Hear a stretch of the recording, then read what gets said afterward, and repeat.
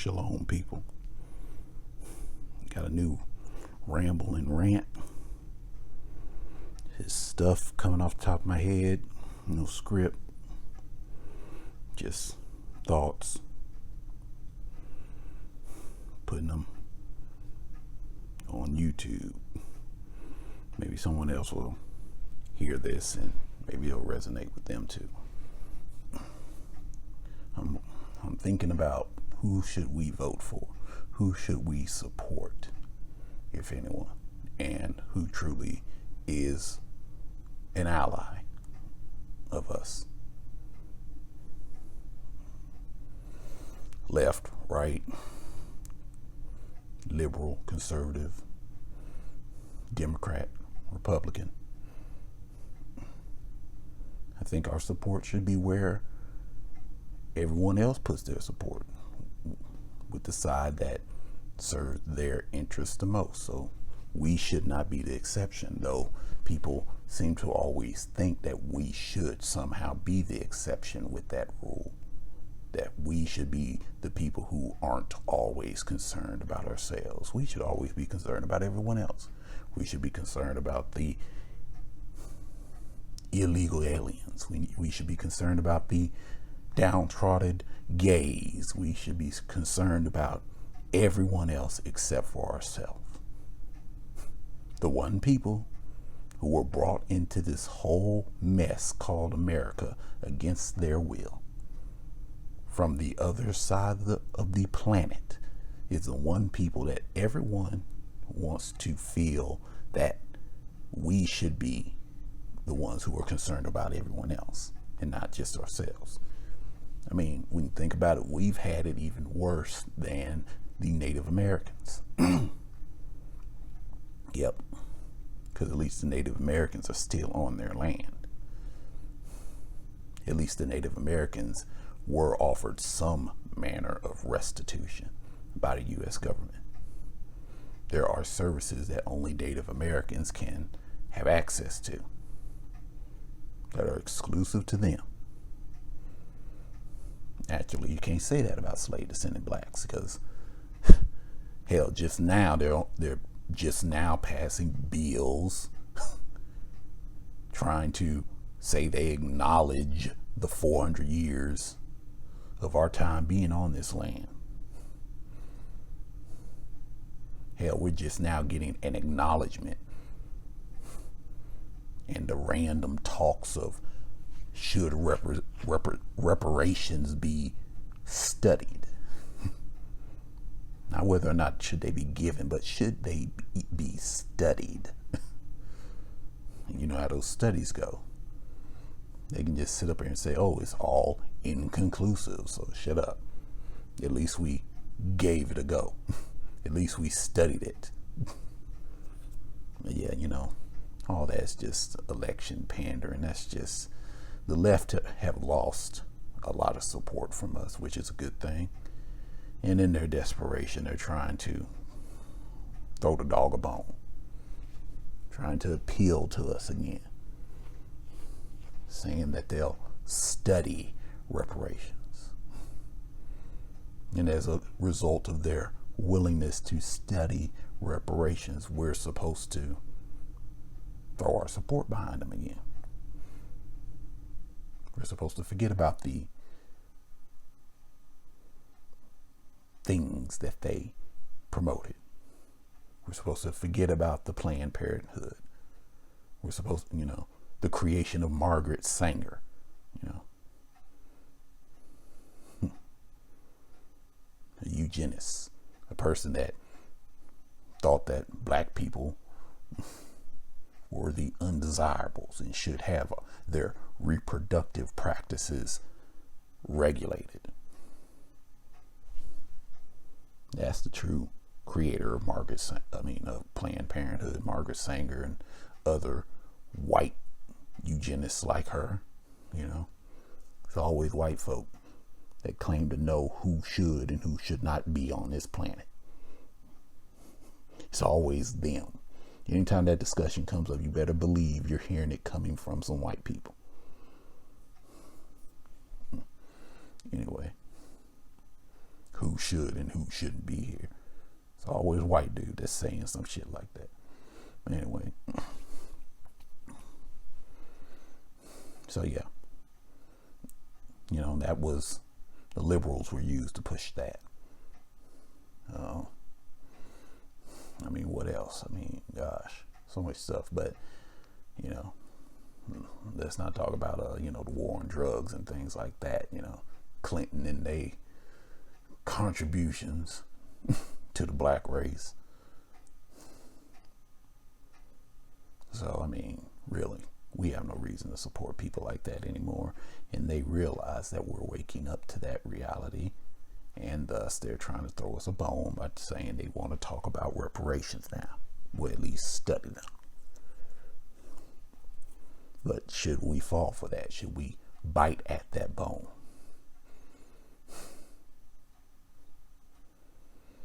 I don't think we should. I don't trust them. And I don't think any of us should. Because we weren't sent to this country to trust these people. We weren't sent to this country to integrate with these people. That wasn't the reason why we were sent here. So we should not be the ones bending over backwards trying to find a way or reason to play along with them. Not us. So who should we support? Well, my philosophy is this. If it hurts your enemy, then it's good enough for you. So I think that our support should either be one where we go right of center, or we just don't vote at all. The concept of left should be completely removed from our minds. If you want to play along with the politics, then vote right of center. Otherwise, forget it altogether. That's my philosophy. Yeah, they'll make promises. Yeah, they got all their little politicians that they're throwing out there that they hope resonate with us. Bunch of mutts. You got the Kamala Harris's, you got the Cory Bookers, you got the best friend of Barack Obama. And you're always gonna have the old Jew, old Sanders.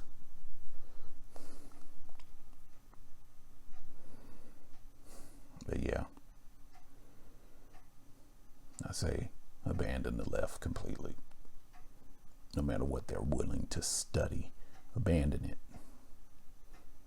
The hell with their studies. The hell with whatever it is that they say that they might do, because we already know how that will boil down when they do get into office. Promises just are broken. It's par for the course when you play politics. You make promises that you know that you cannot keep. Only a fool keeps playing this game expecting that one day that politicians will not do what they've always done. Only a fool does that. You cannot change the nature of the beast. All you can do is abandon it.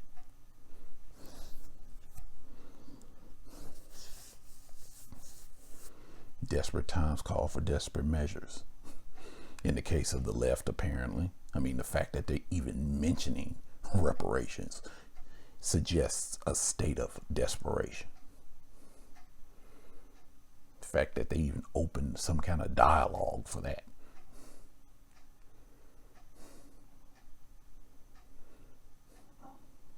Yeah, well, but our enemies are not always of a fair skin complexion.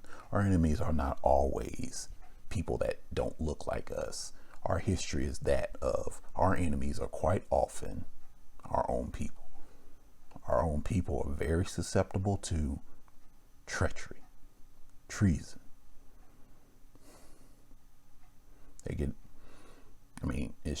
It's no different than it was in Scripture.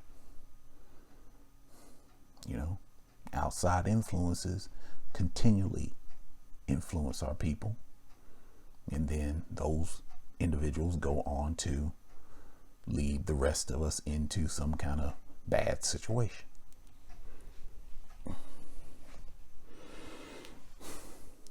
Same thing.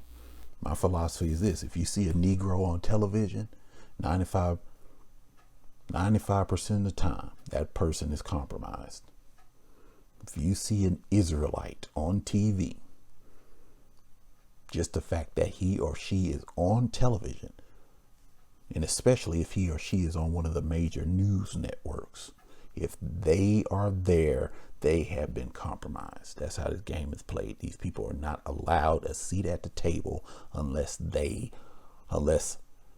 our enemies are assured that this person is one of them.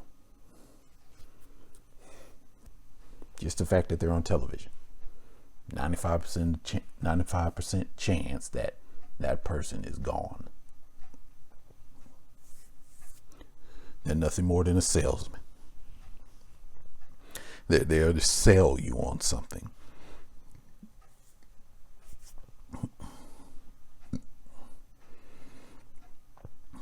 So when it comes to voting, I would say if you wish to participate in the process, vote right of center. You don't always have to vote right. There might be some candidates that are independent that you can vote for that don't support any of these policies that enslave us and destroy us. But whatever it is, forget about the left. They should be a non-option for us as a people. Just forget it.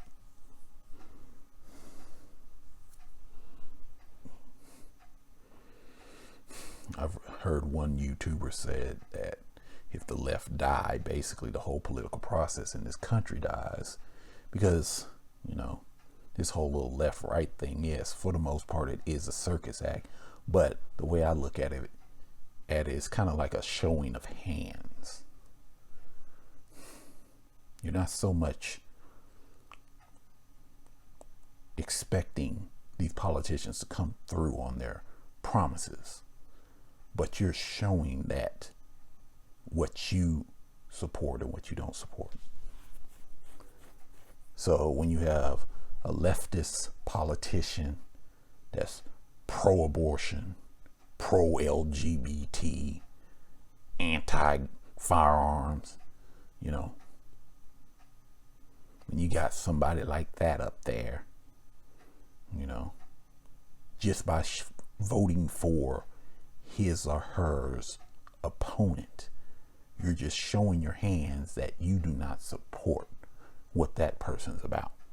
It's not so much you think that his or her opponent is going to do you any good, but you don't want to be one of those people that just sit there silently when you got somebody that's trying to normalize some of the most abominable practices, sitting up there trying to be elected.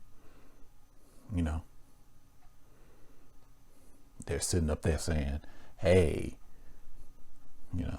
every school, every kindergarten school should have curriculum on LGBT, the most influential LGBT people in history. We should start teaching that to kindergartners now.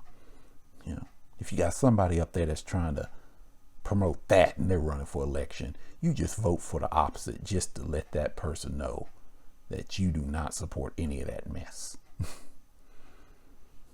You just do it just as a way to shun them.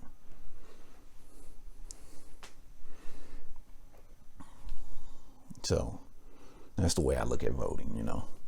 Sometimes you might have to vote just to show that you ain't playing along with the craziness. Not necessarily like that the other side is really any real opposition to it, but you know, in the grand scheme of things, it would, you know, at least you can say, hey, I didn't vote for that insanity. I voted for the side that was supposed to not be about that kind of crap.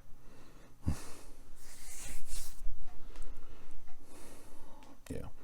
You know, people like Donald Trump, you know, I look at him, it's kind of like a boiling the frog tactic that's being used with him. They use him as a way to slowly push people into this globalist setup. Underneath Trump, we've seen more gun rights taken away than underneath any other president, really. And it was only possible through someone like Trump. Had Obama tried to do something like that, it'd have been hell. Because everyone expected it from Obama. White people expected it from Obama. Gun sales surged underneath Obama because everybody was thinking that he was going to ban them. Trump got up in there with his obnoxious rhetoric, his little special flavor of song and dance and theatrics. He made these white people lower their guards, you know, and boom, bump stock ban, boom, red flag laws, boom, I don't like suppressors, you know, and whatever else he's done. You know, like I said, that couldn't have been done underneath Obama. And Obama experienced way more mass shootings than Trump. You know. But, so, you know, Trump is not a constitutionalist, nor is he a conservative. He's just another liberal pawn. I mean, another globalist pawn. You know. So, really, doesn't matter who you support, they ultimately are trying to push us into the same type of globalist setup, which is nothing more than Lucifer. It's nothing more. That's all it is. That's all it is, you know. Worship of Lucifer. One world, one God. You know, you think like, oh, well, one God, does that mean Yahweh? No, absolutely not. They want to erase the concept of the God of the Israelites from people's minds. You know. So no, they're not talking about Yahweh. You know. And the way they'll get you to worship Lucifer is by worshiping yourself. You know. You worship yourself. You worship the tools that they give you that allow you to do things. It's like, okay, you worshiping yourself, but whatever you were able to do, you still needed their tools to do it, which means you worship them. If it wasn't for their tools, you wouldn't have been able to do that. You know, they empower people to take the knowledge of God, the Most High, from them. That's like what those Freemasons about, you know, with their worship of Tubal Cain. You know. And yes, Cain's offspring did survive the flood. You know, Cain's offspring are the ones that the fallen angels, the watching angels, mated with, resulting in the Nephilim, and the Nephilim mated with other people of Cain, and that diluted the angelic DNA, but it still had it in the gene pool, and it just spread. That's the reason why the Bible shows that even after the flood, there were descendants of the Nephilim. They weren't full-fledged Nephilim. The Nephilim were 50-50, half man, half angel. But these descendants still had some of the DNA in them. the angelic DNA in them. So that would have made them like, who knows, like 80-20, 80% man, 20% angel, things like that. You know, people like Goliath. He was a descendant of a Nephilim. So this is stuff that the secret societies know. They know all this stuff. This is like the great secrets they keep. They want us to believe that there's only one bloodline on this planet, the line of Seth. But no, there's the line of Seth and there's the line of Cain. There's two bloodlines. The people that brought all this technology to the world and everything, those are the people with the Cain DNA in them. And thus, the Nephilim, the angelic being DNA in them. That's just what it is. They are seen as an abomination in the Most High's eyes. Yes. If the Nephilim were an abomination in his eyes, then these derivatives of the Nephilim are still an abomination. So that's why they rage against the Most High Yahweh. That's why they want to take everyone away from him. That's what this whole one world government globalization deal is about.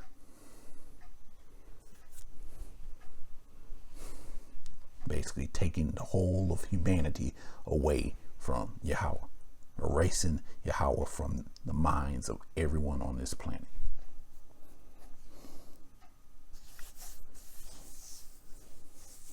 You know, they got all kind of tactics. Of course, the most well-known tactic is the misdirection.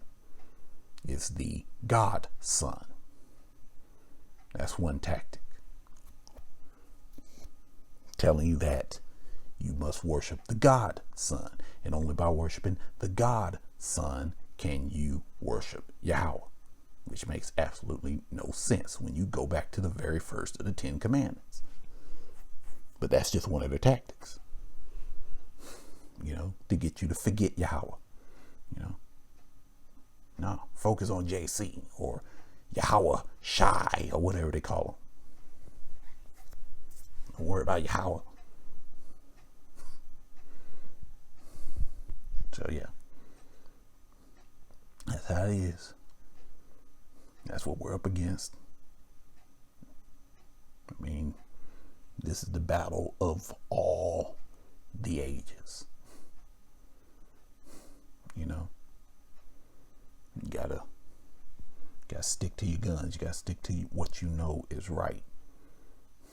You know, I don't think they can force us into anything personally, not us.